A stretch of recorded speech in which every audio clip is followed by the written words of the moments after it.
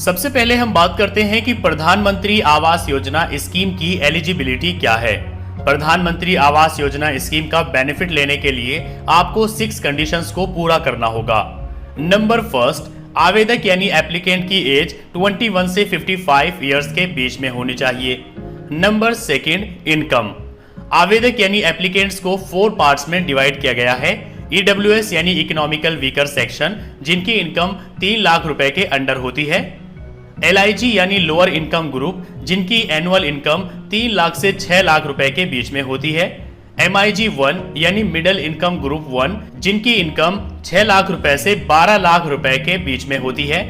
MIG 2 यानी middle income group 2, जिनकी income 12 lakh से 18 लाख रुपए के बीच में होती है।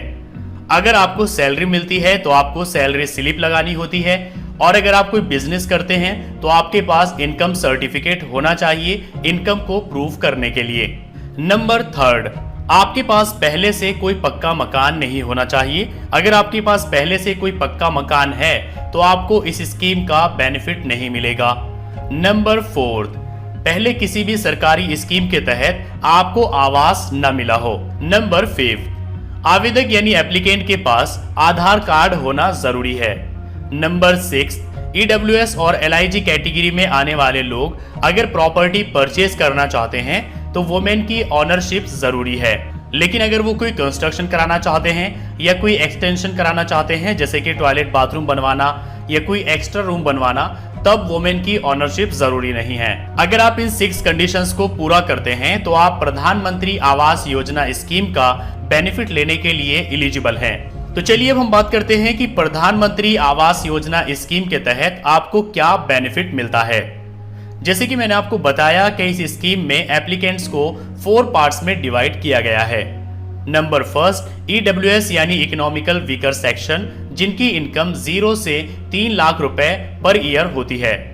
सेकंड, LIG यानी लोअर इनकम ग्रुप, जिनकी इनकम 3 लाख रुपए से लेकर 6 लाख रुपए के बीच में होती है। अगर कोई पर्सन EWS या LIG कैटेगरी में आता है तो उसको 6 लाख रुपए तक के लोन पर सब्सिडी दी जाएगी, जिसमें उसके 6.5% इंटरेस्ट को सरकार पे करेगी, जिसमें उसको 6,67,000 रुपए तक का फायदा होगा। इसको आप एक एग्जाम्पल से समझिए कि एक आदमी है जिसकी इनकम 6 लाख रुपए पर ईयर है। वो बैंक से घर बनाने के लिए 10 लाख रुपए का लोन लेता है 9.5% इंटरेस्ट पर। तो अब यहाँ सरकार उसको 6 लाख रुपए तक के लोन पर सब्सिडी देगी और उसकी तरफ से 6.5% इंटरेस्ट सरकार पे करेगी।